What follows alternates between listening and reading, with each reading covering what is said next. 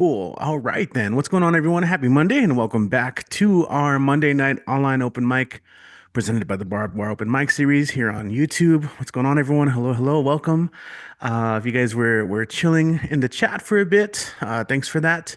I was literally about this has never happened before. I was literally about to start the stream, and my pizza delivery guy here. They were running a little late, so I was waiting and then waiting. I was like, okay, I'll just start, but we made it happen. So shout out to you guys for waiting around. I'm sorry about that. We got a an open mic list for you guys. So shout out to Jesse hanging out in the chat with us. Hello, hello.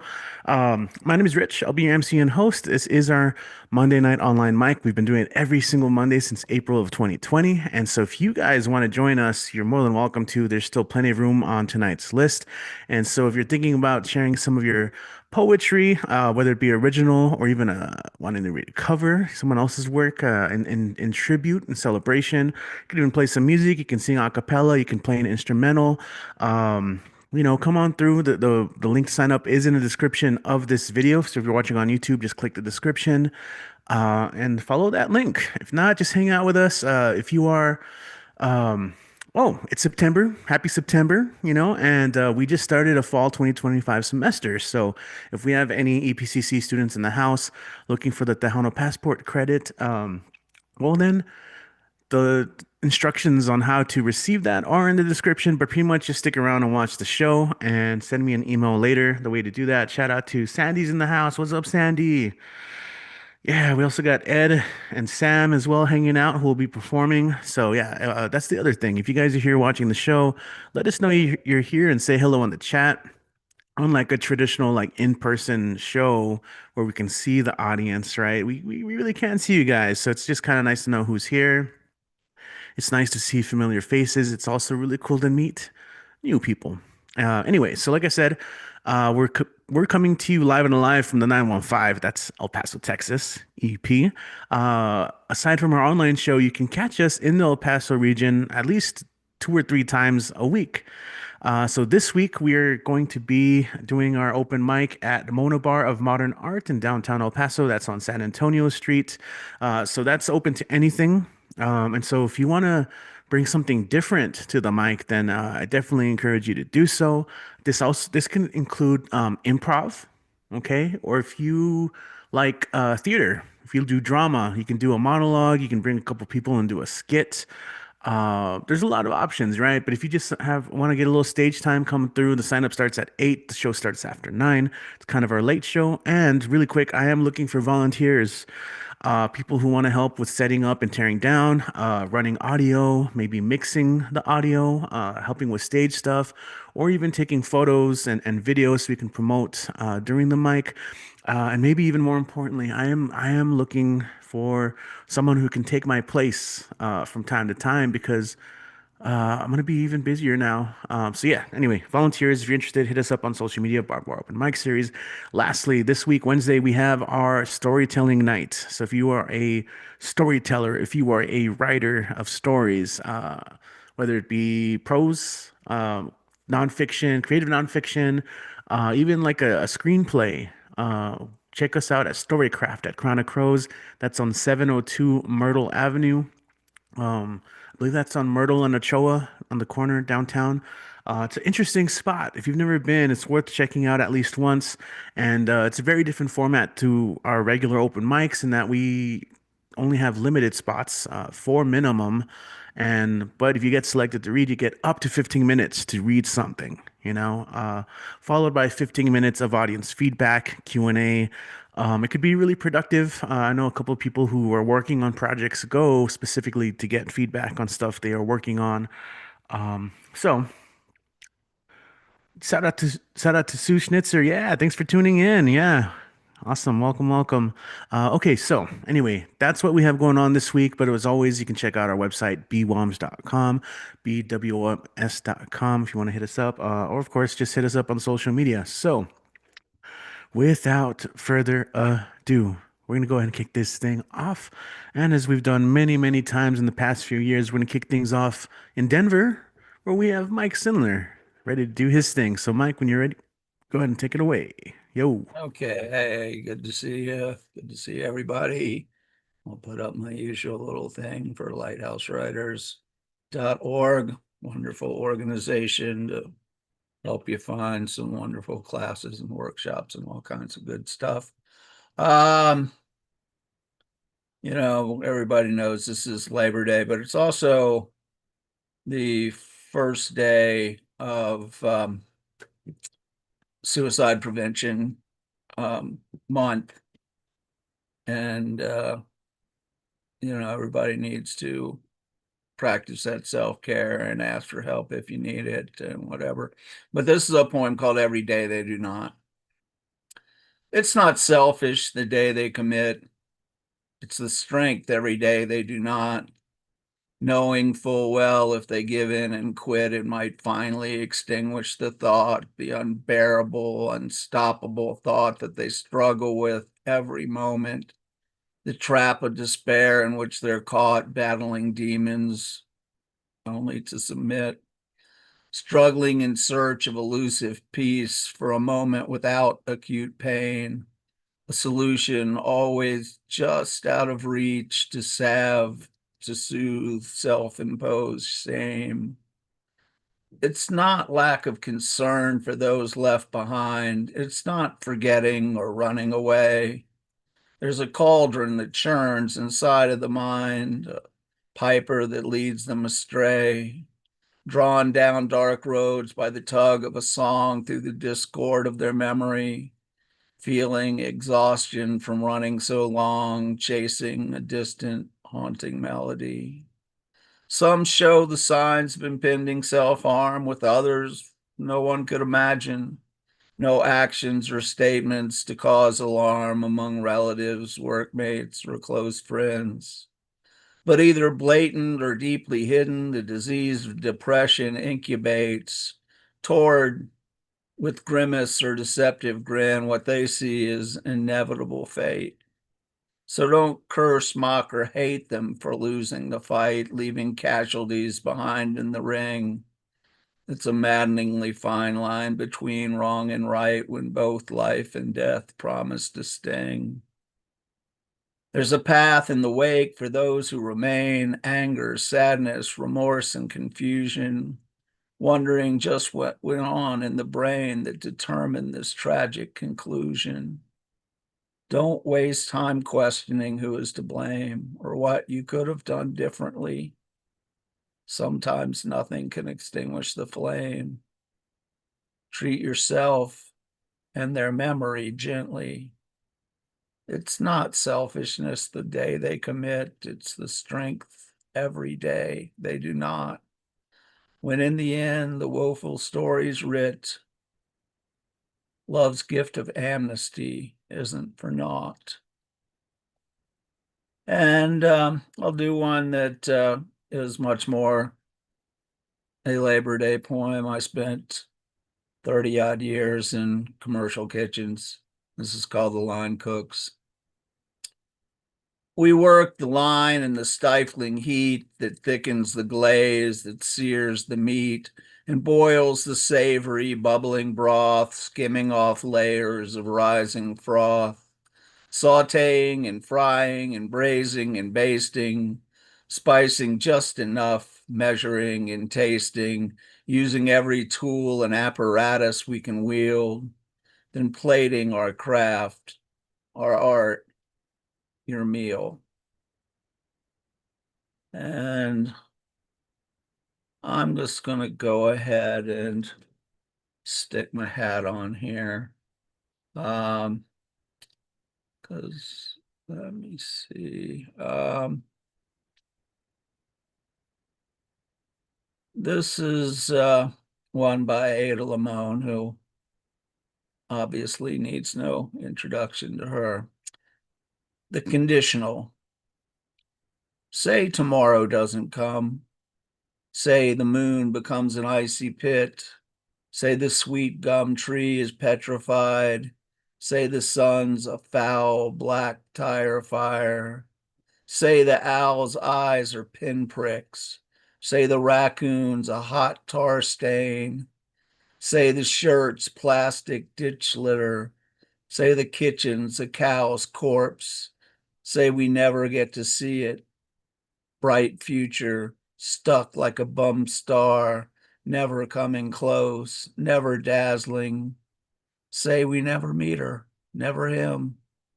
Say we spend our last moments staring at each other, hands knotted together, clutching the dog, watching the sky burn.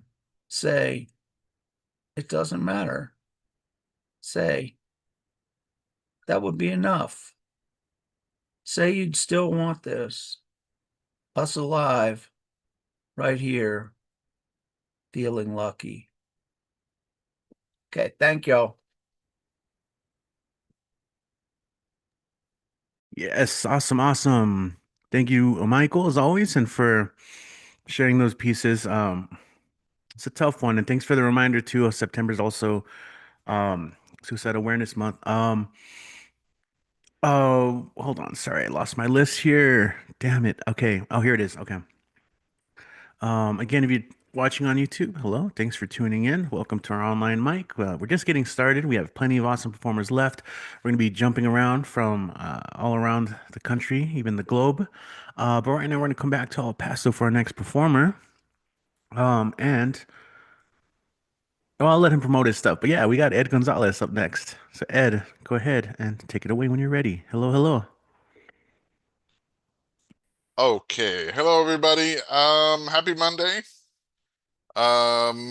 Happy Trump allegedly going to the hospital day. Happy Labor Day. My celebration began with a day off for the school kids, so I took my grandkids to the zoo. It turned into a zoo day, and I ended up walking 3.5 miles, followed by a nap. So that being said, I'm gonna go on and get to it quickly. I received another message, and I'm pretty sure I read this piece before. I got two pieces, old pieces of my own, and I got two covers.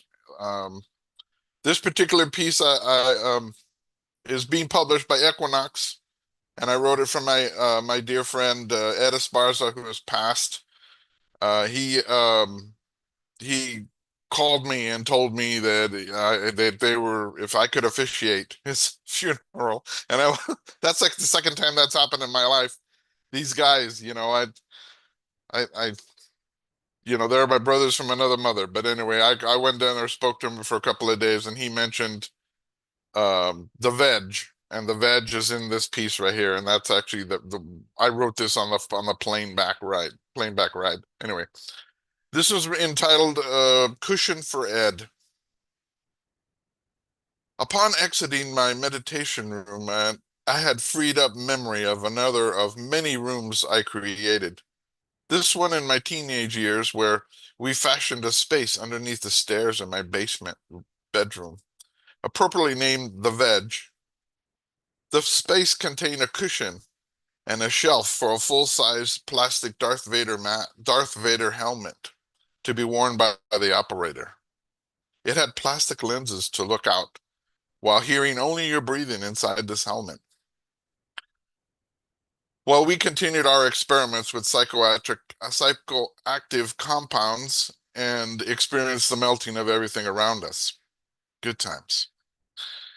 Followed that was a series of closets from different spaces cleared out for me to have some quiet time. And to be free with my thoughts, allowing them to float away, clearing my mind from what the brain had done to it. At this point, I'm finally aged like fine tequila. Now I have a whole room to place my cushion and my gong. Pay no attention to those 12-inch action figures strewn about the floor area, which has been renamed the toy room by my grandchildren. In conclusion, while not officially a room, I find sitting under virtually any tree can be another type of secret space for me. And this is for you, Ed. So I'm going to move on to this next one. And I had previously named this one HAL 9000, but I had told that there could be some issues there in regards to titling and naming and all that good stuff. So I renamed it AI Y'all. Thought to query my family and friends about AI. We swapped ideas about the different types and concerns. Some good points were exchanged as long as safeguards were in place, and enjoyed the help AI provides, at least until it decides that we are no longer relevant. I had one more entity to ask. I asked Google AI, could what did it think of AI? And it said that it didn't was not good because it could negatively affect human creative reasoning. I think AI was right about that one thing. So, and with that being said, I got two pieces. This one this book I've been tackling by Fanny Choi.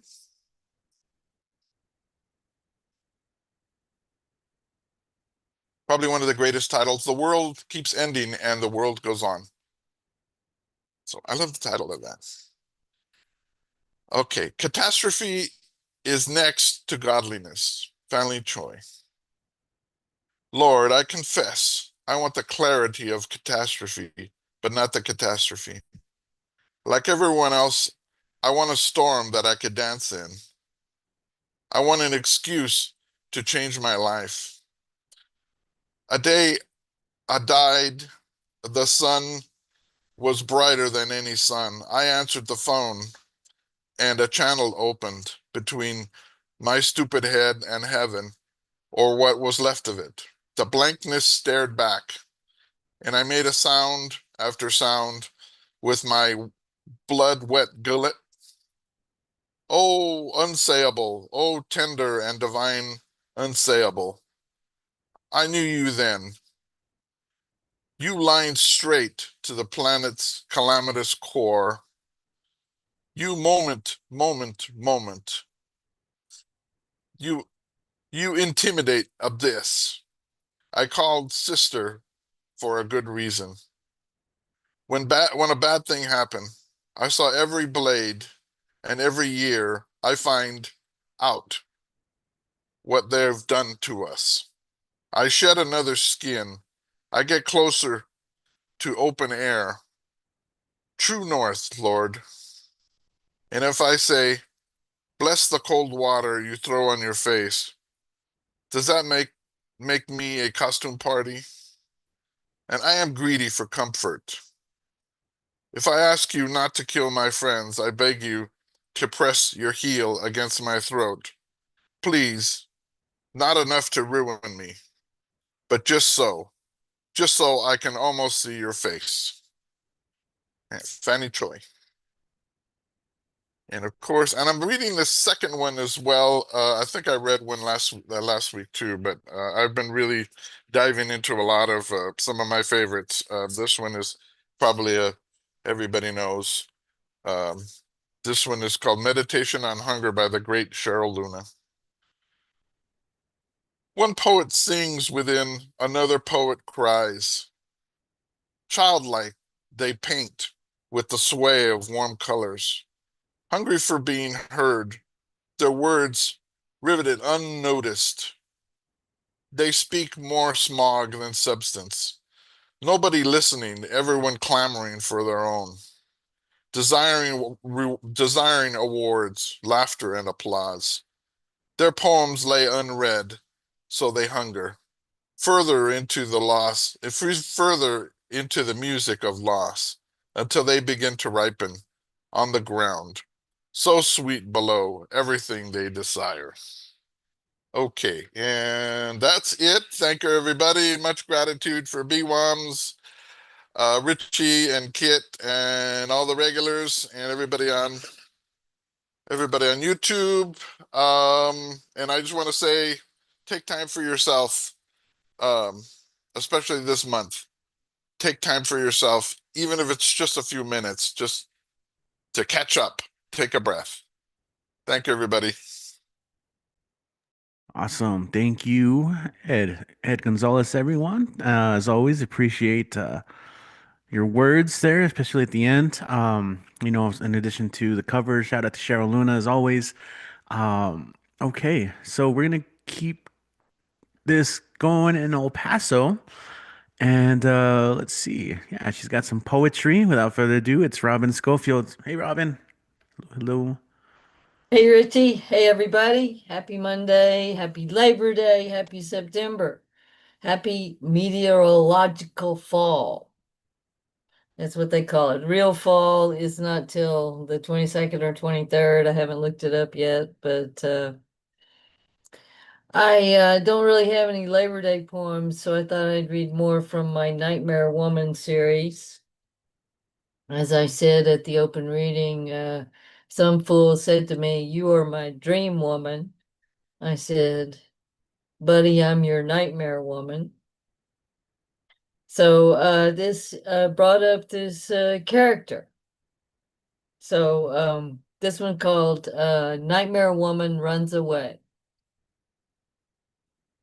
She ran off like a coyote into the dark, not her fate to be with the campfire creatures. She was not like a deer jumping with fright, whose eye fills a dark forest. She rambles over the hills, troubadour only the deaf snakes can hear.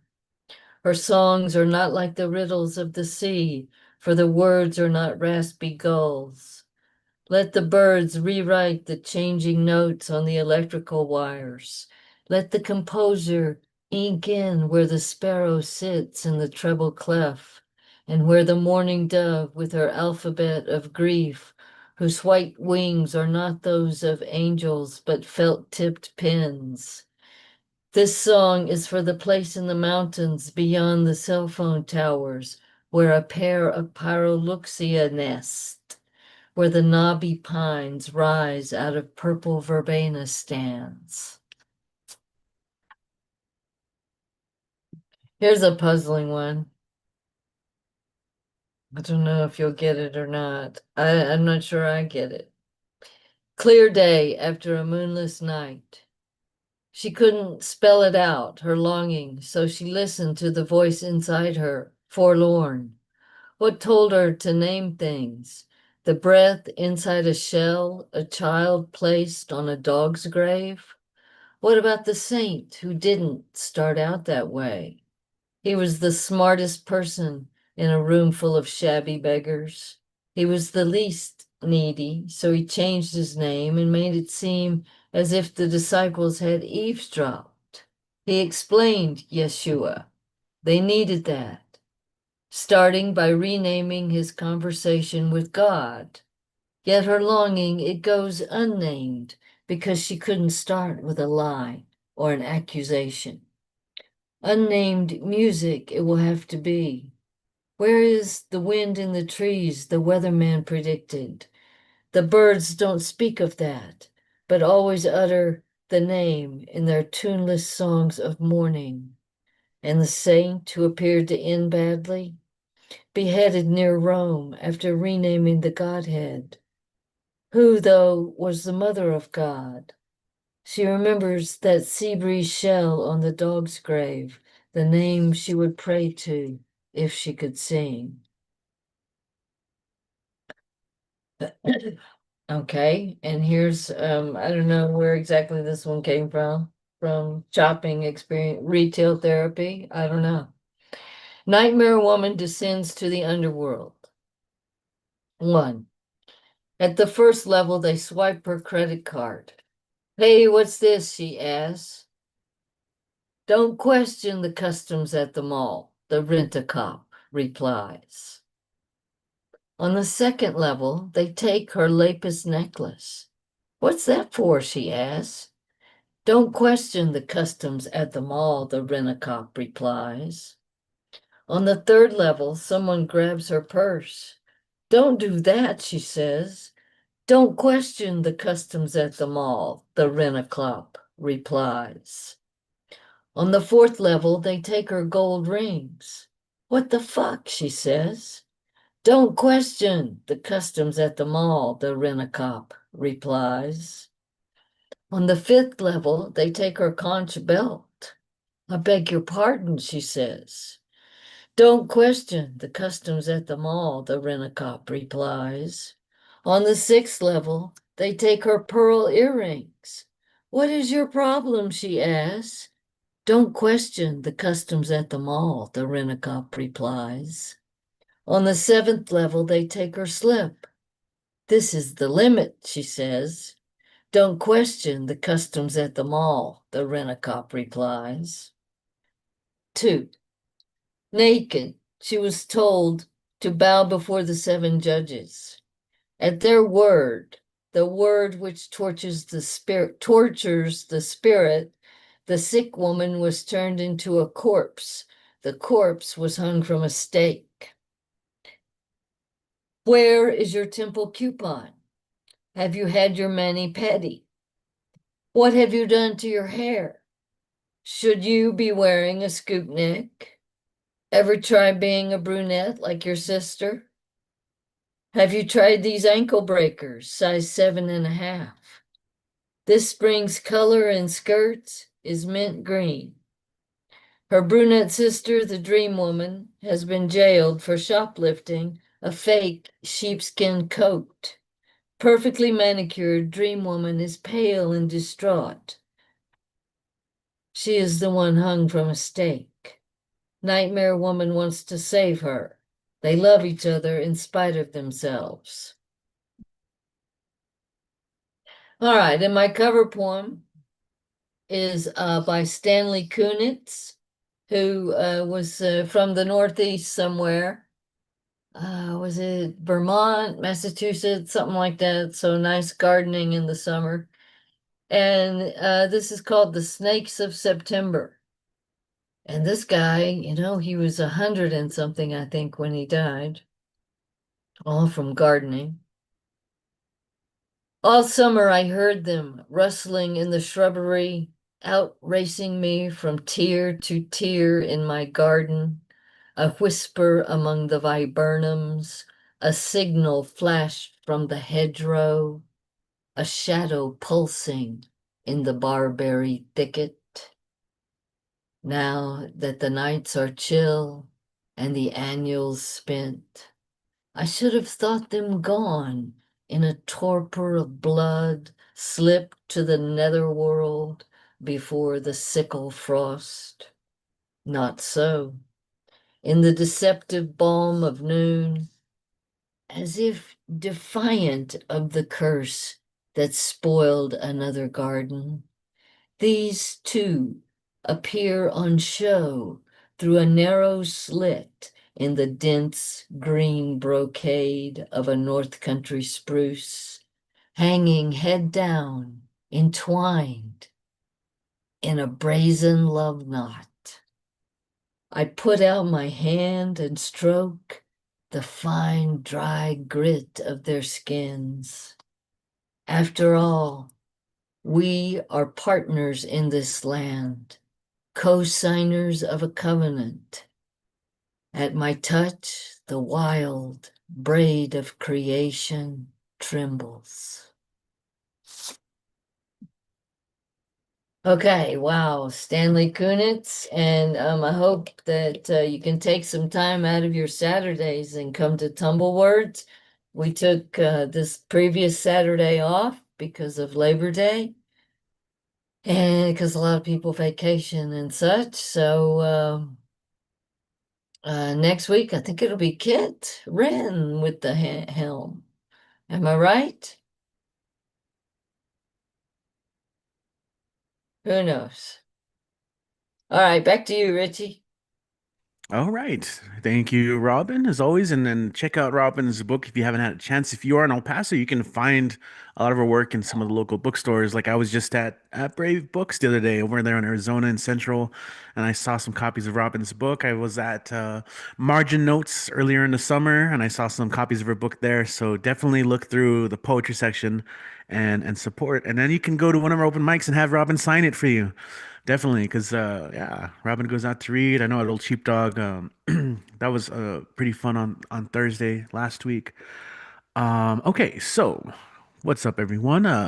if you liked what you heard, throw down the heart emojis, the flame emojis, the 100 emoji, whatever you feel like. But like again, I do encourage you guys, if you hear a line that you love, type it out in the chat. That's a really great way to get some feedback.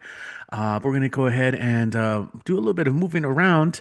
Oh yes, John. Hey, what's up, John? John is in the chat who also performed on Saturday at our Cafe Piro event that Dorimar ran. Robin does have a couple of books. So I'll put the links in the chat for you actually. So with that, but let's go and keep this thing going because we have our friend in South Euclid, Ohio, who's going to share some poetry.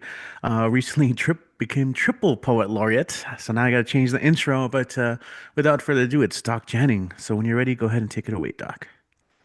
Well, you can say either triple poet laureate or triple threat. Doesn't matter. All the same. I have 3 poems for you tonight. The first is titled Canon in D. Paco Bell's melodic hymn of love sings in the language of the soul, soars in sonorous ecstatic rhapsody, and flies on sensuous wings of joy. It translates and transports my soul with the exuberant romance of sound, and I am ever enchanted by its opulent tones as they guide my heart in thoughts of you, thoughts of us walking together in infinite moments, moments of love. This is early September.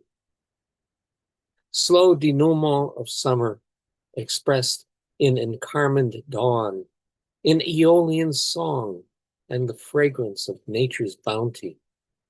The light-filled breeze flows through the open window, between the draperies and across our faces, with the gentle peace of a new day.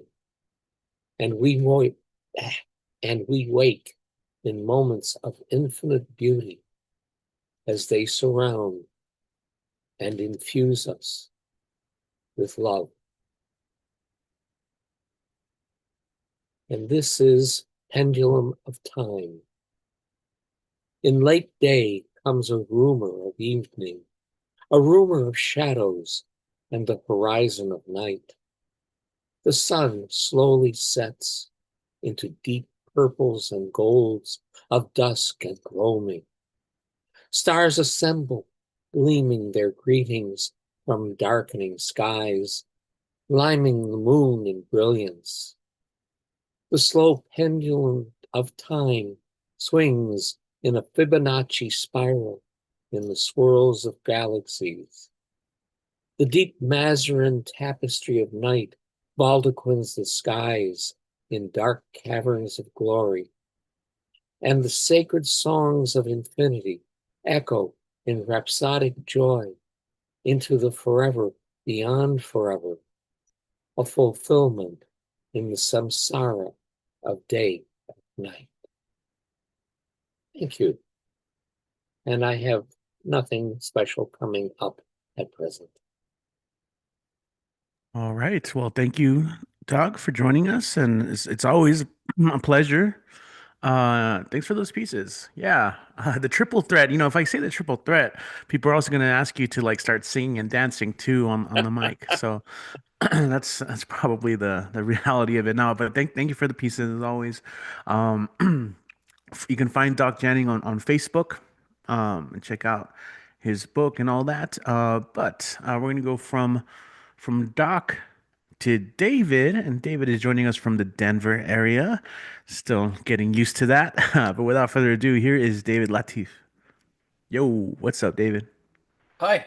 Okay. Yeah, I'm gonna read some poems. That's what I'm here to do. It's been it was very strange not having tumble words this Saturday, but I was able to write a poem anyway that will be later in this set. We started talking about like nostalgic stuff earlier today, and I want to perform a poem that's sort of about that. It's called Frutiger Arrow. is an aesthetic that I grew up with, glossy blues and greens. I know it's all nostalgia, but I used to believe in the future that it promised. Clean, organic, and synthetic, full of bubbles and reef fish. But now, a senator speaks for 25 hours, and I'm afraid it won't accomplish anything. The most futuristic looking car is a dumpster full of failures, faults, and Nazis, and the rest aren't much better. I know it's all nostalgia, my own desperation trying to take back my own ignorance, but I can't help but feel like I was promised a future. I feel like futures are an extinct species killed off with all the reef fish replaced by an infinite infernal present, never changing and yet somehow constantly getting worse. This next one is called The Comfort of Home. It's about moving forward. I keep forgetting to go to the online events that everyone holds. They keep saying, you can attend from the comfort of your own home. That's the thing. It wasn't comfortable and it definitely wasn't my home. It was his, always his, never anyone else's. We were permitted to live there through the generosity and kindness of the monster I called my dad. As much as I wanted to, I never had much of a reason to stay in compared to all the reasons I found to get out. All the fast food I ate so I wouldn't have to sit at the same table as the man who hit me, all the hours spent searching for a home outside that house, all the time spent running away only to eventually return. But now I've left him for good. And I have my own home, a sanctuary that he will never find, where he will never hear my words and try to take credit for them or belittle them into dust. So I'm starting to put those events into my calendar because I can finally attend them from the comfort of my own home. This next one is some new shit. It's called The Nightly Yearn. I have reached the point in the evening when I begin yearning. No, not that kind of yearning. My ex and I are way better off this way. No, I'm yearning for novelty, an adventure that I don't have to leave my apartment to go on. I start scrolling through single-player TTRPGs on itch.io. Single player because my normal D&D people have lives and jobs and shit, and TTRPGs because I've scrolled through all the RPGs with character creation on Steam, and I don't want any of them. They don't fit right, and I need character creation because I'm tired of being someone else. I already do that all the time. What I want is to play Skyrim again for the first time before I memorized every single dungeon and quest line and piece of dialogue in the entire game. What I want is to exist in a place where I feel like I'm supposed to be there. What I want is to spend 100 hours creating a character who's just a thinly veiled version of the person I want to be, and then to spend 1,000 hours being them openly and unapologetically. What I want is escape. What I want is safety. What I want is adventure. What I want is agency. What I want isn't on itch.io. I'll look again tomorrow. And this last one is called A Prompt as a Poem. I want you to imagine the seed of a hope plant. What does it look like to you? Does it look like a seed or does it look like something else? A person, an idea, a Molotov cocktail? When you plant it, what will it grow into? Is it a tree or is it more? What fruits does it bear, literal or metaphorical? Don't let cynicism or pessimism, or realism, which is to say cynicism and pessimism, cloud your vision. Now write and know that know that writing about it is a first step in making it happen. Thank you. You can follow me on Substack at Poetic Universal Friend. I'm going to be posting some of those poems. I think I posted most, if not all of those poems already, other than the Nightly Urn. But yeah, thank you, Richie, for doing this. I will be in El Paso next week, because I need to get my driver's license renewed. But yeah, I hope to see y'all then. It'll be great. Thank you so much, Richie. Awesome. Yeah, thanks, David. And just what next week we have Writers Night at Proven Press. So I don't know what day, but that'd be really nice to have you. I know a lot of people there miss you. Yeah. So, by the way, if you are watching, and again, aside from the online shows, we do have a lot of in-person things you guys can check out, including Wednesdays where we're focused a lot on craft. I talked about Storycraft this Wednesday, where you can share stories and get feedback, but also alternating Wednesdays we have Poetry Night. Well, that's what it's called, Writers Night. Sorry, it's Writers Night. We do get like mostly poets, but anything's welcome. It's a good opportunity to bring some pieces and get them workshopped as well. And then an open mic after. But let's go and keep this thing going. We're going to go ahead and travel to the Northeast, and we're going to check in to Greenfield, Massachusetts, where a storm is coming. That's right. Back with some more poetry, a cappella song. Let's go ahead and welcome Storm back to the stage. When you're ready, go ahead and take it away. Hey, there he is.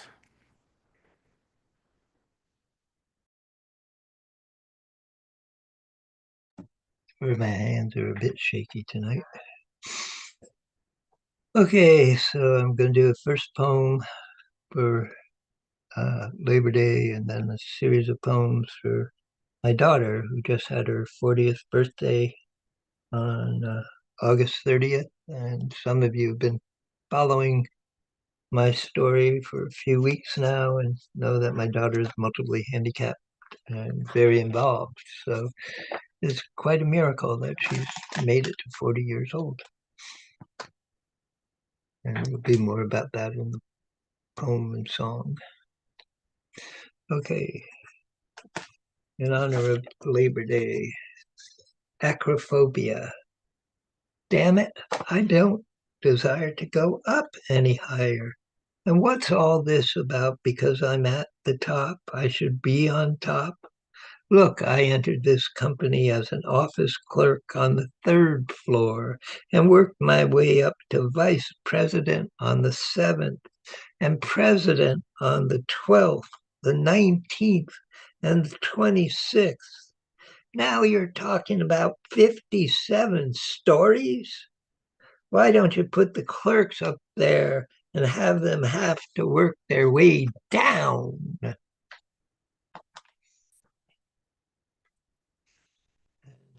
Part of my daughter's diagnosis is nonverbal autism, and another part is severe epilepsy,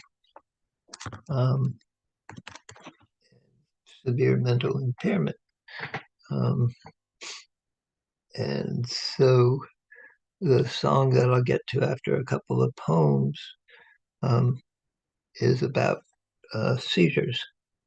And she has a device in her called a vagus nerve stimulator, which puts out an internal beat that helps her not have as many seizures. And then if she starts to have a seizure, there's a magnet that you swipe across it, and that kicks it into high gear, and it helps lessen the length of the seizure that is occurring. Okay.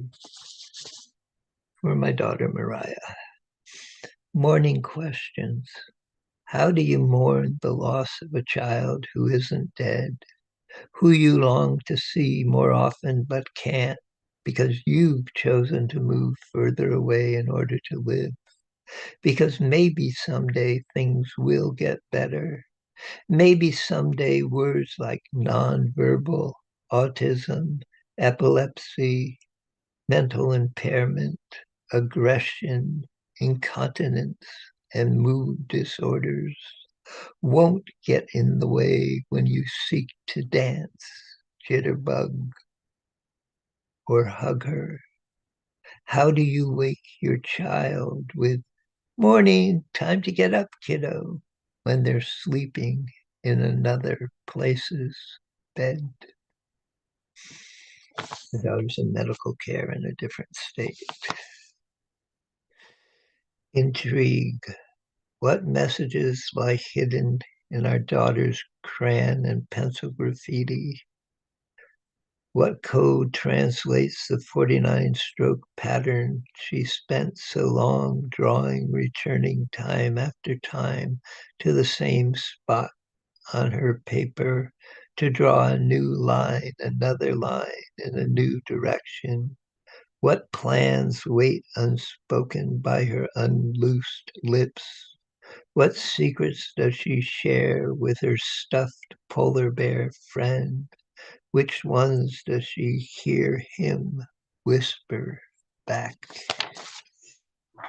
Yeah, my daughter's physically turning 40, but psychologically she tests between 18 and 23 months, has never spoken a word, and can't fully clothe, bathe, toilet, or feed herself.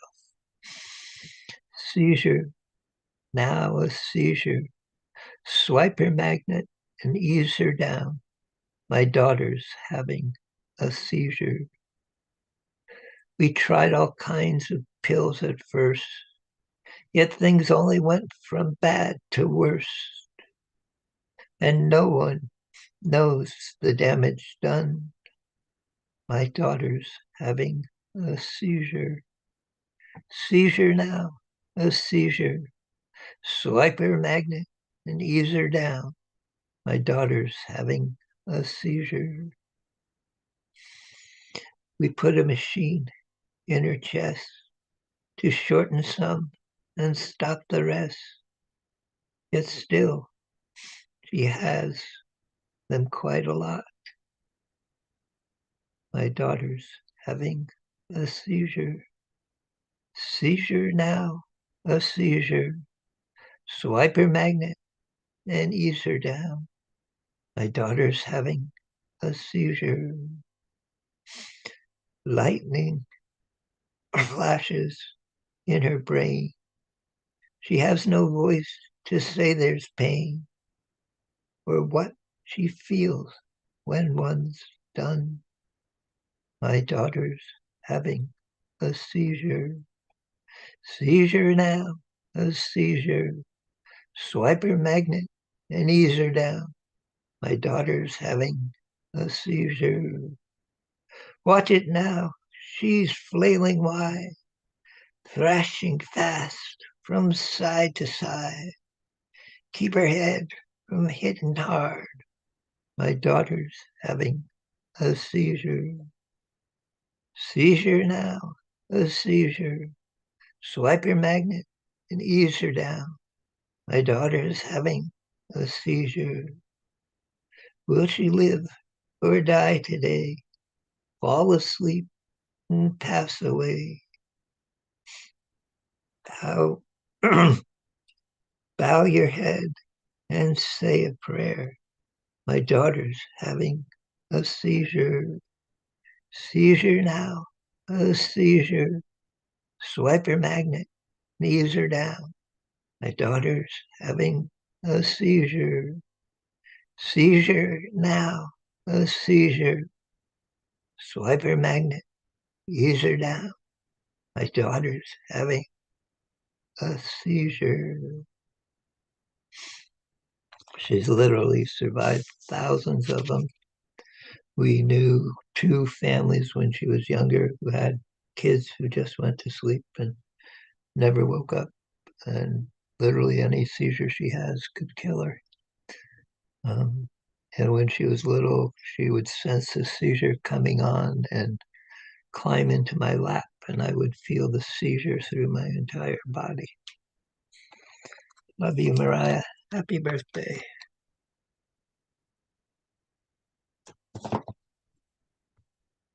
That's it for me. All right. Thank you, Storm, for sharing that. And of course, feel free to post the links here in the chat as always, and I will forward those. Yeah. All Yeah, I'm right. just going to do the standard two People's Music Network for Songs of Freedom and Struggle and Daily Antidote. Yeah. And, people don't talk about seizures, but there are quite a number of people who have them. No, thank you for talking about that.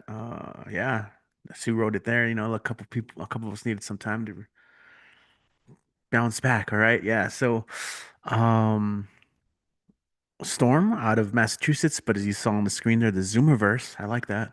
And speaking of which, we're gonna be zooming around the Zoomiverse, and our next performer is joining us from South Carolina. Going to share some poetry Well, I use today. I use the Zoomiverse because I perform in 8 different countries. I got it. I got it. Definitely got it. Okay, but we got Swaggy up next, and he's gonna share some poem with the promise of music next week. I see. So when you're ready, go and take it away, Swaggy. What's up, man? What's going on, my friend? Thank you, Richie, for having me as usual. I love coming to these every Monday. Um, before I do start my poems, I got, pardon me, I got 3 poems, by the way. But before I start my poems, I gotta say, Richie, I'm pretty pissed off at you tonight because for you to be eating pizza in front of me, especially if I assume that it's Little Caesars, yeah, you're in trouble, buddy. I'm coming for you soon. Um, no, I'm joking, but yeah, I got 3 poems that I'm gonna get to. This first one, I'm gonna get it pulled up here momentarily. Um, so as you guys know, today was Labor Day. Um, I personally didn't do anything except sleep, eat, and watch TV. In honor of Labor Day today, this is actually a cover poem. This is by a gentleman named John Barr, and this is called Hunting for a Tool. I stand by the basement shelves, breathing the odor of the mouse who died of love for cardboard, powders, or tar. Here is sandpaper with its bite of wood, bottles with labels telling what to do. No carpenter. I go to the bins below. Early TVs, radios built like chapels, vacuum tubes with silvered skulls. My father accumulated in the dream of hams to tune the babble of frequencies. Augustan time checks, the BBC to make Marconi's leap and travel in the company of light. I relish in the clean-cut teeth of gears, a rheostat devoid of ohms, a magnet feeling steel poles. A lump of lead still wraps the hand around itself, expressing heft, still waiting for its proper use. A light bulb rattles its tungsten tongue. And that was called a Hunting for a Tool by John Barr. So that's the first piece. The second piece I have is in honor of what September is, which is Hispanic Heritage Month. So to all my friends in El Paso, I want to say Feliz Mes de la Herencia, Feliz Mes de la Herencia España 8N. I hope that this month brings a lot of joy, a lot of good vibes, a lot of celebrations because you guys are the backbone of America. Excuse me. You guys are the backbone of America. And if it wasn't for you guys, I don't know what this country would be. So I have this next poem in honor of his Hispanic Heritage Month. Uh, so yeah, I know I might not have been born in a Hispanic country, but does that keep you all from being Hispanic? Of course not. Yet you're patriotic. Your parents and family before them were born in Hispanic countries, making your ethnicity Hispanic or Chicana all the way. Ignore the fact that you're light skinned, okay? Why should that even matter? You Hispanics come in different shapes and colors.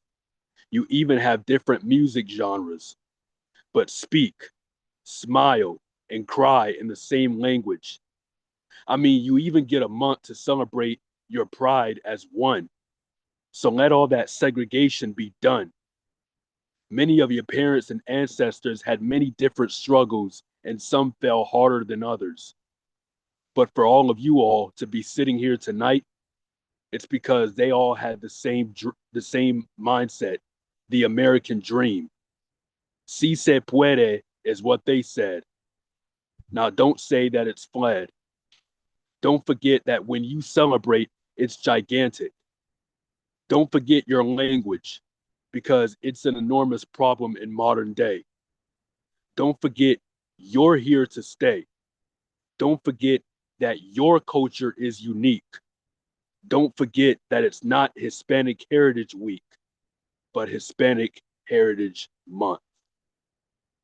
So that's the second piece. And again, happy Hispanic Heritage Month to you guys over there in El Paso. And then my third one, which I think the majority of you guys will seem to like, it's a tribute poem. This is actually a freestyle poem that I worked on last week to have prepared for tonight. So yeah, this is called Spinning Mondays at Barbed Wire Open Mic. I started from the bottom, and now I'm freestyling off the top. Some people may say my verses are too hot, but just know they ain't fixing to pop. Other people may think my verses are soft like cotton, but clearly they haven't been out there picking the crops. Because just like barbed wire, tonight El Paso is about to see me get guap. Now listen, you can call me a genius or you can call me a fool though. I'm the online real deal, like Richie Marrufo. But if the real deal is hurt in a car wreck, you know who I'm calling? Akeem Manastapulo. It's true, yo. Every spoken word competition, I used to be in third place. What's the coolest thing besides looking into a koala's eyes? A bird's face. But like a bird, if Michael Sindler can knock two poems out with one stone, then barbed wire is my preferred space. You heard straight. My poetry is colder than my music, that I'm gonna need some mittens. What do you call a cat who breaks me off a piece of his poetry bars? Kit Ren. But as it is written, I'ma get in like a kitten and be smitten to the rhymes that I'm spitting from my noggin. Like Robin, I'm bossing up, and I ain't gotta do much talking. I know school season just started, so class is currently in session. When I heard that Dan was the man, I had a bit of a surprise expression. Football season is football season is this month, however, so I'm really begging the question: is there a flag on Sam Hardy's wordplay, or did I simply happen to catch an interception? One lesson, one lesson that I learned is you can't stand with those who won't stand behind you. I also learned that in life, there's people whose seats you aren't assigned to. I did say school's in session, right? So multiply that times two, and you'll get the square root of what it means to have class outside of the one you're confined to. Mind you, when I heard that Eddie Foreman was releasing a book, I was truly astonished. When I told him his book would be #1 Amazon bestseller, I manifested that promise. I see Ed smiling so much that I often wonder if he lives with an orthodontist. But let's be honest, Generalissimo Brian Franco, well, that dude is hardcore. Poets like him and Eddie Foreman are whom I have no utter disregard for. The next time I hear the words poetry slam, it better not be when my rhymes are about to close my car door. But far more, I never majored in engineering, which explains why I'm not a technician. But the reason y'all see me outside right now is because I'm numbering all the stars like a mathematician. Could Doc Janning's name simply imply that he's probably a pediatrician? If so, then I'm the kid who wants his questions approved by somebody, like I'm asking for permission. In addition, the Venesol's epic poetry is the ultimate revolution. The way he makes me think feels like I'm in a mental institution. If I ever hear his poems start out with "We the people," then I'll call Divinasol the human constitution. In conclusion, I always admire having a blast at barbed wire open mic. It'll never quit. Spending Mondays with some of the dopest poets here is always lit. Before I turn it over to Richie, though, there's something I gotta spit. Don't fuck with Warren Swagtastical Dixon Jr. when it comes to this poetry shit. To get access to all my social media links, please look out in the chat below. All right, man. Damn. Fire bars, man. Spitting bars out there. Appreciate your swag as always, and we'll forward those links down to people. Thank you, man. Oh man, it's interesting to hear you get called out in a poem like that. That's awesome. So, um, oh, those okay. So Storm got those links in there. All right. Yeah, thanks to Swaggy for joining us, and thanks for those tributes. It's always a whole lot of fun for sure.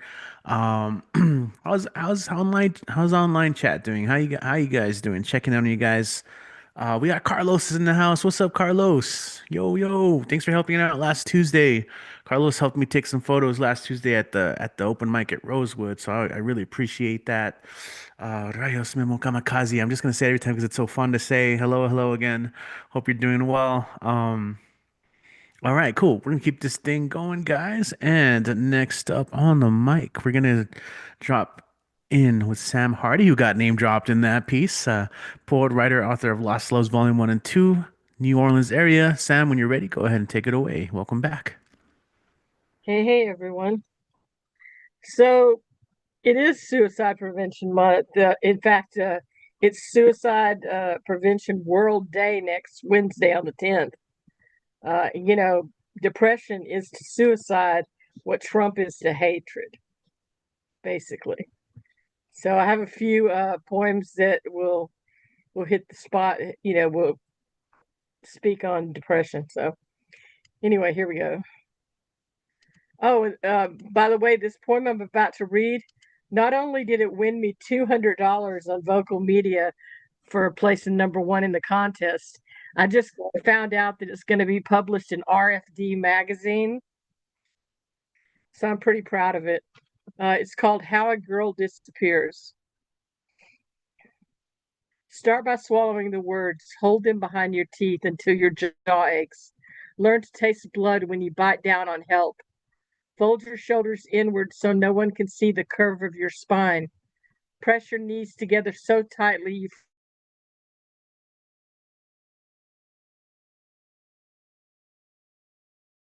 forget how to run.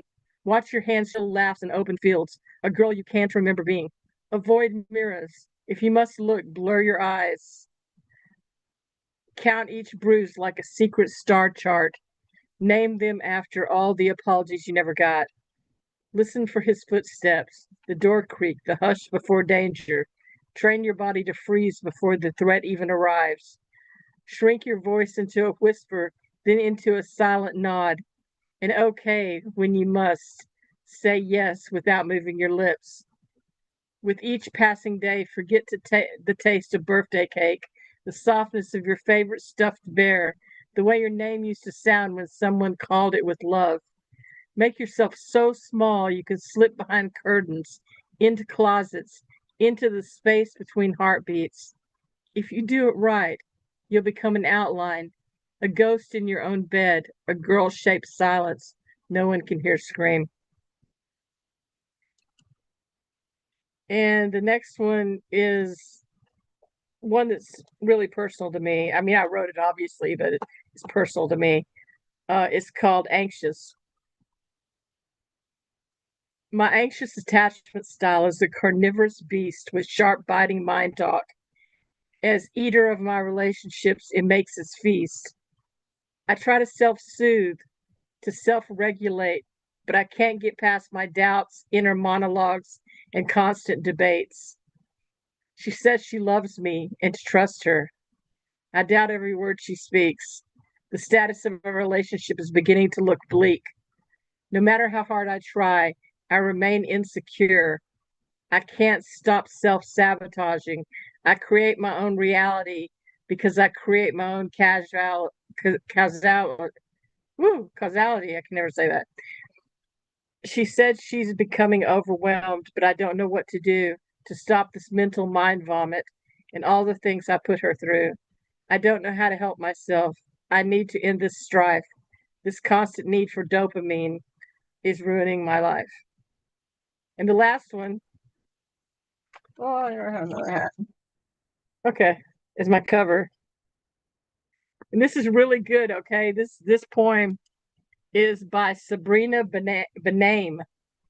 And I saw her do this in person, and she's fantastic.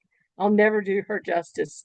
It's called, hold on, where to go? It's called Explaining My Depression to My Mother, a Conversation.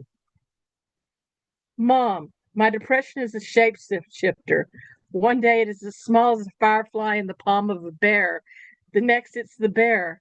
On those days I play dead until the bear leaves me alone. I call the bad days the dark days. Mom says try lighting candles. When I see a candle, I see the flesh of a church, the flicker of a flame, sparks of a memory younger than noon. I am standing beside her open casket. It is the moment I learn every person I've ever come to know will someday die. Besides, Mom, I'm not afraid of the dark. Perhaps that's part of the problem. Mom says, I thought the problem was you can't get out of bed. I can't. Anxiety holds me hostage inside my house, inside my head. Mom says, where did anxiety come from? Anxiety is a cousin visiting from out of town. Depression felt obligated to bring to the party. Mom, I am the party. Only I'm a party I don't want to be at. Mom says, why don't you try going to actual parties? See your friends. Sure, I make plans. I make plans, but I don't want to go. I make plans because I know I should want to go. I know sometimes I would have wanted to go. It's just not that fun, having fun when you don't want to have fun, Mom. You see, Mom, each night insomnia sweeps me up in his arms, dips me in the kitchen in the small glow of the stove light. Insomnia has this romantic way of making the moon feel like perfect company. Mom says, try counting sheep. But my mind can only count reasons to stay awake, so I go for walks. But my stuttering kneecaps clank like silver spoons held in strong arms with loose wrists. They ring in my ears like clumsy church bells, reminding me I am sleepwalking on an ocean of happiness I cannot baptize myself in. Mom says happiness is a decision, but my happy is as hollow as a pinpricked egg. My happy is a high fever that will break. Mom says I'm good at making something out of nothing, and then flat out asks me if I'm afraid of dying. No, I'm afraid of living. Mom, I am lonely. I think I learned that when Dad left, how to turn the anger into lonely, the lonely into busy. So when I tell you I've been super busy lately, I mean I've been falling asleep watching Sports Center on the couch to avoid confronting the empty side of my bed. But my depression always drags me back to bed until my bones are the forgotten fossils of a skeleton sunken city. My mouth a loose boneyard of teeth broken from biting down on themselves. The hollow auditorium of my chest swoons with echoes of a heartbeat. But I am a careless tourist here. I will never truly know everywhere I've been. Mom still doesn't understand. Mom, can't you see? Neither can I. Thank you. Thank you, Sam. And then if you want to put your website as well or your link tree, definitely. Oh, wait, whoops. Didn't mean to do that. I don't know why that happened. Okay. Appreciate it. Appreciate it. Sam Hardy, everyone, thanks for tuning in as always. And if you got here a little later or just getting here, this is our online mic. Shout out to everyone who is participating as always. Sandy, good to see you here. We're gonna keep going and name you've heard and seen before. He was hosting last Thursday at Old Sheepdog, but you can catch him here every Monday. Always getting shout outs throughout the show for tumble words. So without further ado, let's kick it over to Kit Wren. So Kit, when you're ready, go ahead and take it away. That's right. Okay, I'm just gonna do two covers tonight. Happy Labor Day. But this is like the battle that never really ends. So we're gonna hear two sides of that battle. These are both from the 42nd Parallel by John Dos Passos, part of the USA trilogy. One of the most unique books that I've ever read. Mix of the main story with these biographical poems. So the first one I'm going to read by John Dos Passos is Lover of Mankind, about Eugene B. Debs. Debs was a railroad man, born in a weatherboarded shack at Terre Haute. He was one of 10 children. His father had come to America in a sailing ship in 49, an Alsatian from Colmar, not much of a moneymaker. fond of music and reading. He gave his children a chance to finish public school, and that was about all he could do. At 15, Gene Debs was already working as a machinist on the Indianapolis and Terre Haute Railway. He worked as a locomotive fireman, clerked in a store, joined the local of the Brotherhood of Locomotive Firemen, was elected secretary, traveled all over the country as an organizer. He was a tall, shamble-footed man, had a sort of gusty rhetoric that set on fire the railroad workers in their pine-boarded halls, made them want the world he wanted, a world brothers might own, where everybody would split even. I am not a labor leader. I don't want you to follow me or anyone else. If you are looking for a Moses to lead you out of the capitalist wilderness, you will stay right where you are. I would not lead you into this promised land if I could, because if I could lead you in, someone else would lead you out.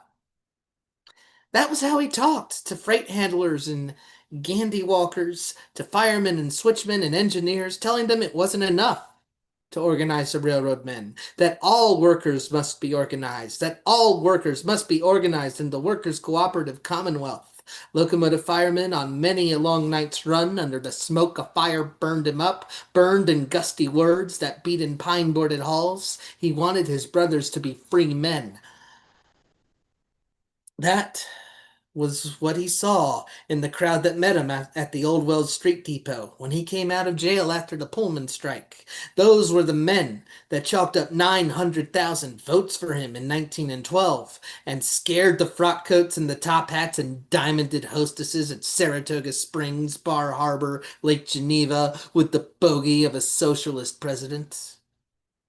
But where were Gene Debs' brothers in 1918 when Woodrow Wilson had him locked up in Atlanta for speaking against war?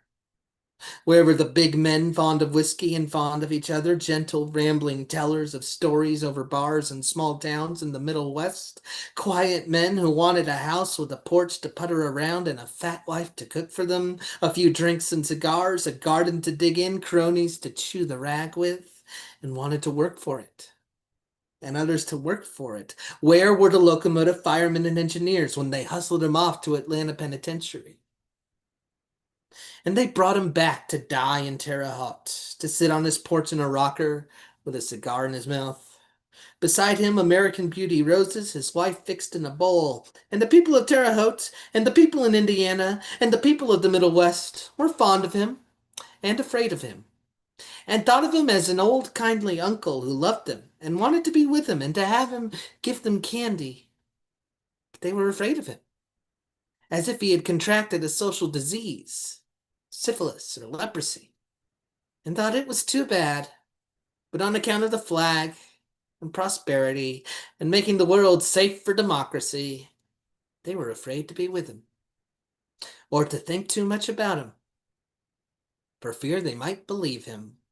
For he said, while there is a lower class, I am of it. While there is a criminal class, I am of it. While there is a soul in prison, I am not free. Of course, the other side. One poem for labor, here's a poem for capital. This is Emperor of the Caribbean, again by John Dos Passos. When Minor C. Keith died, all the newspapers carried his picture, a bright-eyed man with a hawk nose and a respectable bay window, and an uneasy look under the eyes. Minor C. Keith was a rich man's son, born in a family that liked the smell of money. They could smell money halfway around the globe in that family. His uncle was Henry Meigs, the Don Enrique of the West Coast. His father had a big lumber business and handled real estate in Brooklyn. Young Keith was a chip of the old block. Back in '49, Don Enrique had been drawn to San Francisco by the gold rush. He didn't go prospecting in the hills. He didn't die of thirst sifting alkali dust in Death Valley. He sold outfits to the other guys.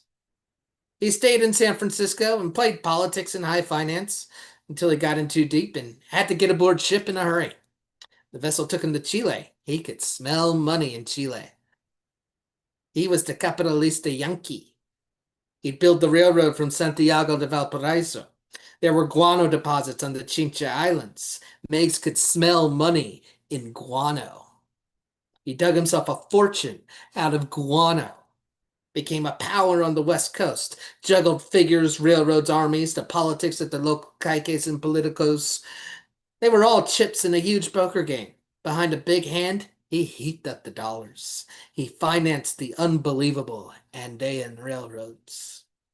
When Thomas Guardia got to be dictator of Costa Rica, he wrote to Don Enrique to build him a railroad. Meigs was busy in the Andes. The $75,000 contract was hardly worth his while. So he sent for his nephew, Minor Keith. They didn't let grass grow under their feet in that family. At 16, Minor Keith had been on his own, selling collars and ties in a clothing store. After that, he was a lumber surveyor and ran a lumber business. When his father bought Padre Island off Corpus Christi, Texas, he sent Minor down to make money out of it. Minor Keith started raising cattle on Padre Island and signing for fish. But cattle and fish didn't turn over money fast enough, so he bought hogs and chopped up the steers and boiled the meat and fed it to the hogs and chopped up the fish and fed it to the hogs. But hogs didn't turn up money fast enough, so he was glad to be off to Limon. Limon was one of the worst pestles on the Caribbean. Even the Indians died there of malaria, yellowjack, dysentery. Keith went back up to New Orleans on the steamer John G. Meigs to hire workers to build the railroad. He offered $1 a day and grub and hired 700 men. Some of them had been down before in the filibustering days of William Walker. Of that bunch, about 25 came out alive. The rest left their whiskey-scalded carcasses to rot in the swamps. On another load, he shipped down 1,500. They all died to prove that only Jamaicans could live in Limon. Minor Keith didn't die. In 1882, there were 20 miles of railroad built, and Keith was $1 million in the hole. The railroad had nothing to haul. Keith made them plant bananas so that the railroad might have something to haul. To market the bananas, he had to go into the shipping business. This was the beginning of the Caribbean fruit trade. All the while, the workers died of whiskey, malaria, yellowjack, dysentery. Minor Keith's 3 brothers died. Minor Keith didn't die. He built railroads, opened retail stores up and down the coast in Bluefields, Belize, Limon, bought and sold rubber, vanilla, tortoiseshell, sarsaparilla, anything he could buy cheap, he bought. Anything he could sell dear, he sold. In 1898, in cooperation with the Boston Fruit Company, he formed a United Fruit Company that has since become one of the most powerful industrial units in the world. In 1912, he incorporated the International Railroads of Central America, all of it built out of bananas. In Europe and the United States, people had started to eat bananas. So they cut down the jungles through Central America to plant bananas and built railroads to haul the bananas. And every year, more steamboats, the Great White Fleet, steamed north loaded with bananas. And that is the history of the American Empire in the Caribbean, and the Panama Canal, the future Nicaragua Canal, and the Marines, and the battleships, and the bayonets. Why that uneasy look under the eyes? In the picture of Minor C. Keith, the pioneer of the fruit trade, the railroad builder, in all the pictures the newspapers carried of him when he died.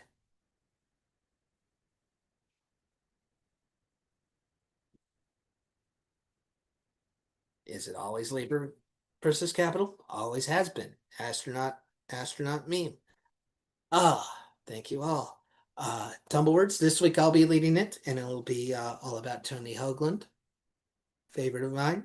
And then the week after, it'll be Mike Sindler with a workshop he calls Feast or Famine. So we're building things. We got great things planned. We're going to hand it back to Richie now. Thank you all very much. Okay. Thank you, Kit. Sometimes we battle on buttons there. Okay, cool. We got it. Thank you, Kit. Definitely check out Tumblewords. And our next performer started is in the live chat and ended up signing up, which is perfect. I love it. Joining us today from Albuquerque, we have Sue Schnitzer back on the mic. Hey, Sue, glad you made it out. Hey, I feel like I'm still doing this. I'm going to do a couple of covers today because it is Labor Day. I thought I would do a Charlie King song. I can't sing it as fast as he does, but it's okay. I mean, it's okay for me.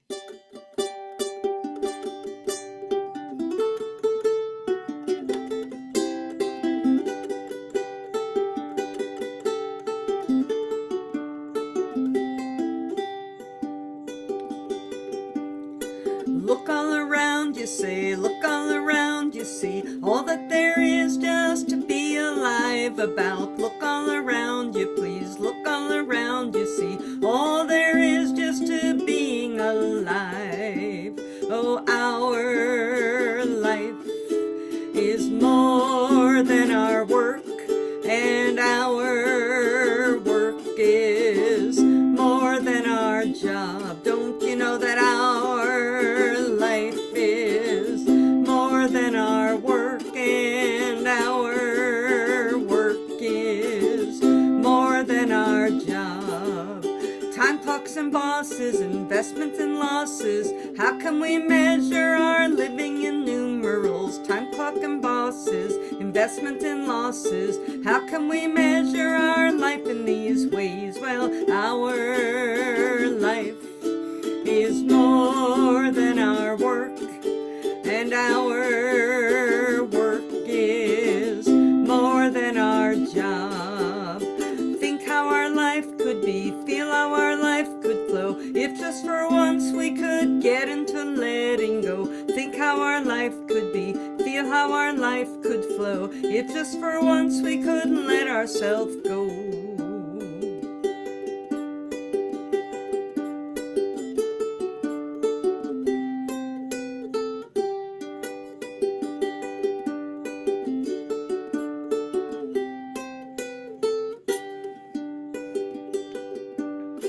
Let go what holds you back, close your eyes, take a dive. We got a universe we gotta keep alive. Let go what holds you back, close your eyes, take the dive. We got a universe, it's fighting to live. Oh, our life is more than our work, and our work is more than our job. Yeah, our life is more than our work, and our work is worth more than our job. Yeah, our life is more than our work, and our work is more than any job. I didn't know I had that much air left in me. Okay.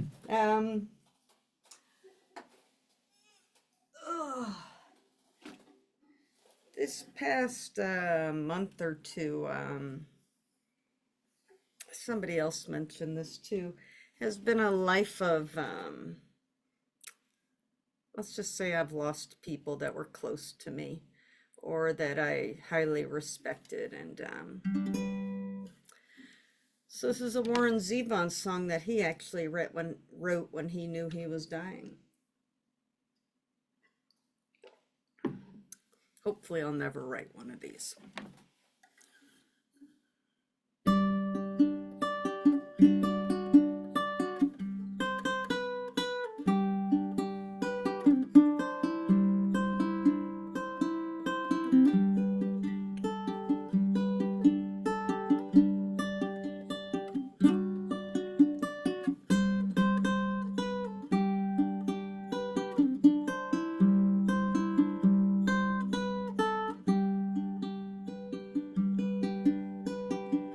Shadows are falling, and I'm running out of breath. Keep me in your heart for a while. If I leave you, it doesn't mean that I love you any less. Keep me in your heart for a while. When you get up in the morning and you see that crazy sun, keep me in your heart for a while. There's a train leaving nightly called when all is said and done. Keep me in your heart for a while. La la la la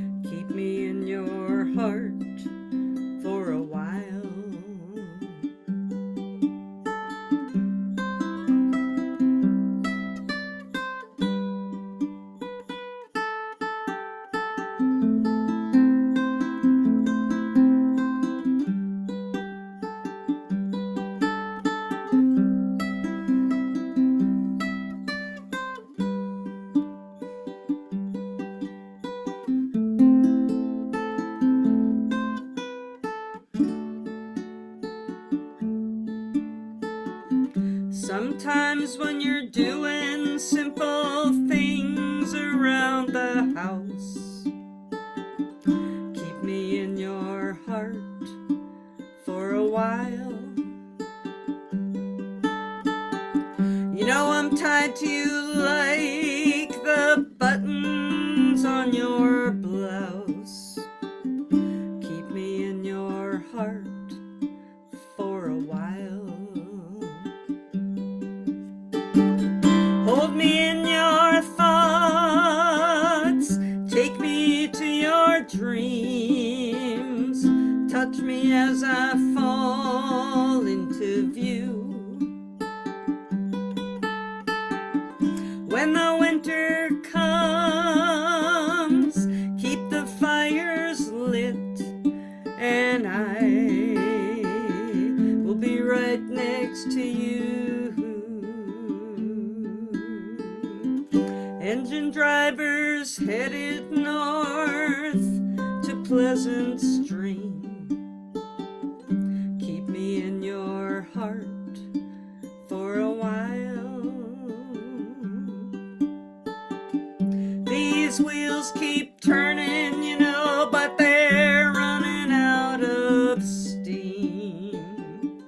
Keep me in your heart for a while. Sha-la-la-la-la-la-la-la-la-lo. Keep me in your heart for a while. Sha-la-la-la-la-la-la-la-la-lo. Keep me in your heart for a while.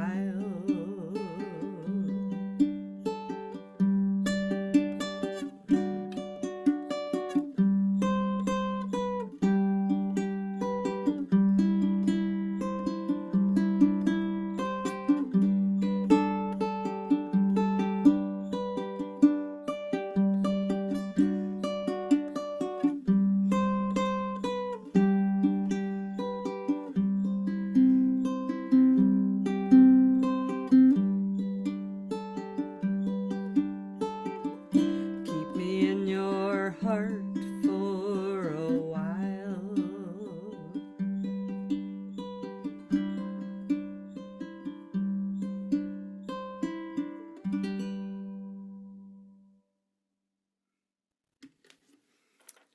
All right, Warren Zevon, keep me in your heart. Thanks, you guys. Glad I got here.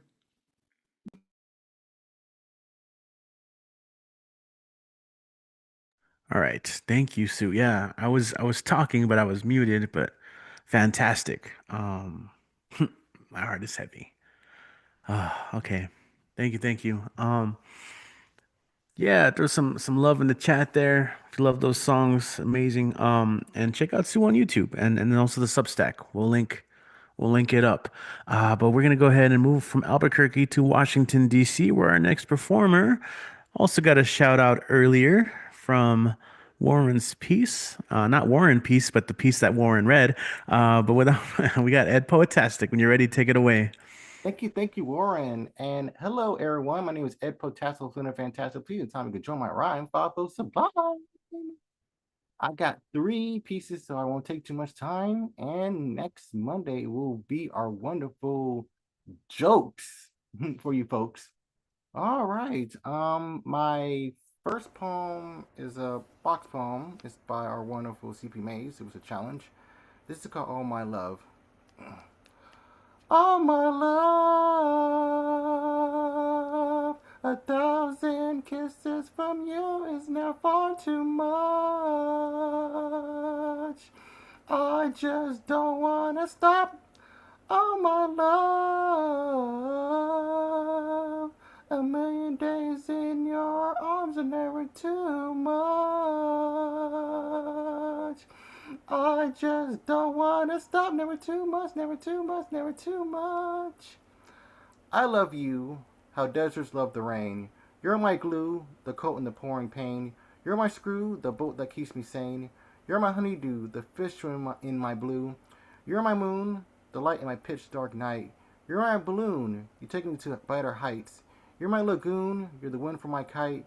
You're my cocoon, you're the shield of my spite.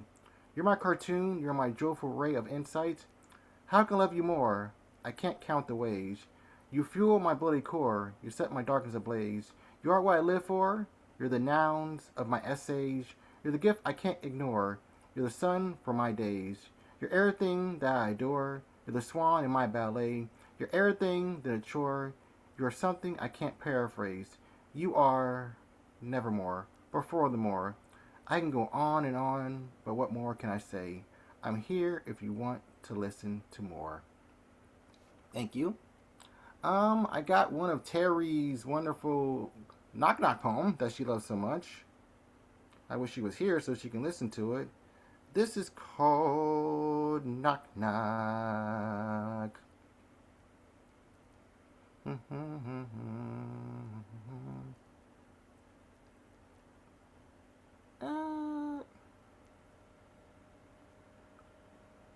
sorry. Knock knock. Who, what, when, where? Knock knock. Who's there? Knock knock. Should I care? Knock knock. Do I dare? Knock knock. Dang it, the sun's glare. Knock knock. Yes, I can hear. I'm aware. Knock knock. I do nothing. I swear. Knock knock. I don't need prayer. Knock knock. I don't need prayer. Knock knock. My house doesn't need repair. Knock knock. I don't need cookware. Knock knock. I don't need another armchair. Knock knock. I'm losing my hair. Knock knock. Do I have money to spare? Knock knock. I know life isn't fair. Knock knock. Oh my God, I'm in a nightmare. Knock knock. Are you a grizzly bear? Knock knock. I'm only in my underwear. Knock knock. Please be air. Knock knock. I have nothing to share. Knock knock. This isn't a daycare. Knock knock. Yes, I'm here. Are you still there? Thank you so much. And this next one is called What's in the Box?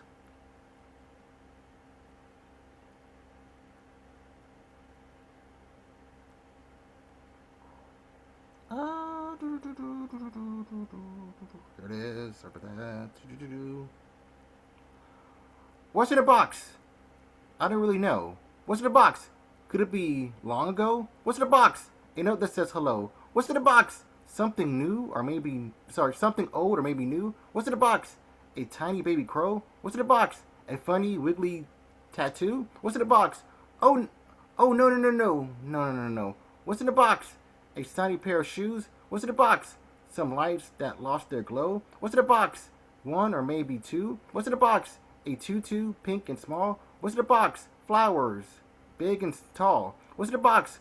Glue that sticks like stew? What's in the box? A picture with a view? What's in the box? A banjo out of tune? What's in the box? A puzzle with canoes? What's in the box? A secret bit of cargo? What's in the box? Something wild, maybe taboo? What's in the box? A surprise to spin your view? What's in the box? Is waiting just for you. Thank you so much.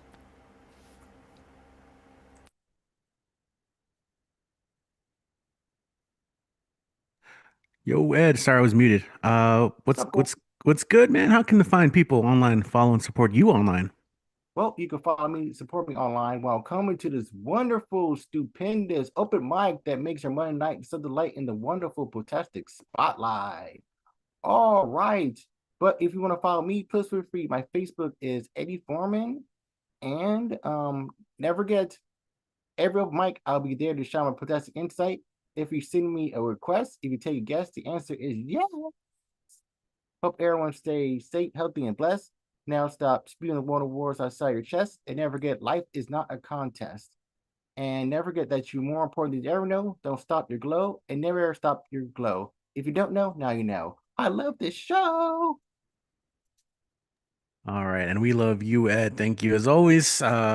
The bonus poem, the closer, the transition. Thank you as always, and for sharing those pieces. I had to run out really quick, but I'm gonna go back as always. The replay is there, so that's the thing. If you guys joined late or if you missed anyone's performance, you can always go back on YouTube and rewind. You can go back, and as soon as we're done, the replay of this show is available, so you can enjoy it at a later date. You can also go back to our archive where we have over 200 plus episodes at this point, maybe 250. I don't even know. We got to go back and do the math. But most of those, I mean, pretty much every one of those is timestamped by Kit in the comments. So just as a heads up, you should check those out. You can go revisit some of your older performances. But without further ado, as we always do, we have a closer to close it out. Is Mr. Dan the Man. So Dan, it's your turn. I'm gonna give you the spotlight in three, two. All right, how's everybody doing tonight? You hear, whereas you think it's near, or probably it's not even near fear of this year. But even though, yep, it's yep, Dallas. You want to play the theme song from the TV show, or you want to play Walker, Texas Rangers TV show, if you know what I mean. Well, all right. Well, I'm not gonna lie, because yeah, you belong to this city, according to Glenn Fry. Yep. Yeah, it's all well, instead of the blue sky would have been a night sky. Yeah, you should play this song during the night and instead of this light. Well, yeah. So pity, yeah. You belong to the city. Yeah. It can't be gritty, but it's not even nitty. Huh. You know, it reminds me of Nitty Gritty Dirt Band. Huh. How gritty. But still, we belong to the city. Yeah, according to Glenn Fry, you belong to the city. Better plus you play in the nighttime, but not the daytime. All he has to do is a sublime. Oh wait. Well,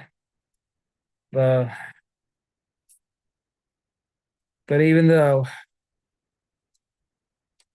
uh, even though some jobs flow, unemployment doesn't go. But yeah. Well, today's Labor Day. Oh, what a day. Well, what a day for last Friday. But for today, I know it's Monday off. Ah, what a unforgettable day. Looks like unemployment at bay. What can we say? Okay. All right then. I guess that is it. So yeah, but going to Glen Fry. You belong in the city. Well, instead of Dallas, our hometown, Sun City. Yeah. Okay, guys. Even though we still play that song at night, I know Stephanie Hahn won that fight. Way to go, Stephanie. Okay, Richie. Let's go ahead and call it a night. Oh, Dan. Okay, cool, man. I love that you're always so excited to be part of these. Uh, peace. All right. I'm gonna share a couple poems too. Might as well. We didn't have too long of a list today. So, messed around and tried to write a Labor Day piece, and it's not my best, but it's new shit, you know. Labor Day is not a sale at the mall. It is a scar that healed onto a map, or a reminder that the only way forward is through. Battles won, battles lost, and battles fought for again and again. And I think of how every skyscraper leans on bent backs, every delivery arrives on tired feet, every hospital room hums with heavy eyelids and overworked hands. We built this. Say it with me. We built this. They called us essential when it was convenient. They called us expendable when the checks came due. They celebrate us in speeches, then cut us from budgets. They raised their glasses for the working class, then raised the rent. But Labor Day is not a leisure, it's a legacy. It's a hammer and a keyboard, a broom and a syringe, the headset, the hard hat, the calloused palms of history closing into a fist. So, what do we do with a holiday? We turn it into a promise. If you can march, march. If If you can't march, write. If you can't write, share. If you can't share, show up. There are always doors into the struggle. Open one.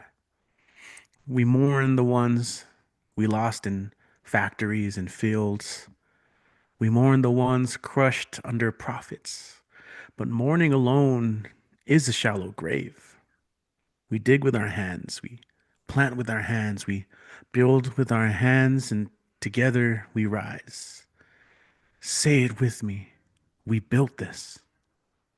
We built this. And we can build it again. Okay. So that is just a little bit of new shit. And I'm going to end with a poem from my buddy Jose Olivares. This is from his first collection of poems called Citizen Illegal. He's a Chicano poet out of Chicago. This is called My Family Never Finished Migrating, We Just Stopped. We invented cactus. To survive the winters, we created steel. At my dad's mill, I saw a man dressed like a Martian walk straight into the fire. The flames licked his skin, but like a pet, it never bit him. In the desert, they find our baseball caps, our empty water bottles, but never our bodies. Even the best ICE agents can't track us through the storms, but I have a theory. Some of our cousins don't care about LA or Chicago. They built a sanctuary underneath the sand, under the skin we shed, so we can wear the desert like a cobija under the bones of our loved ones. Bones worn thin as thorns to terrorize blue agents. Bones worn thin as guitar strings, so when the wind blows, we can follow the music home. All right, so as always, we will be back next week. Be on the lookout for the sign up sheet. You can find that. We have plenty of links in the description of the video. Find us on social media, Barbed Wire Open Mic Series. If you are an EPCC student and you're here for the Download Passport, the description will also tell you how you can get that credit. Pretty much just email me. Who did you enjoy? Who did you like? All that kind of good stuff. I want to thank everyone who joined us and hung out with us online. And hopefully we can see you during the week at one of our in-person shows for the online mic. My name is Rich. See you guys around.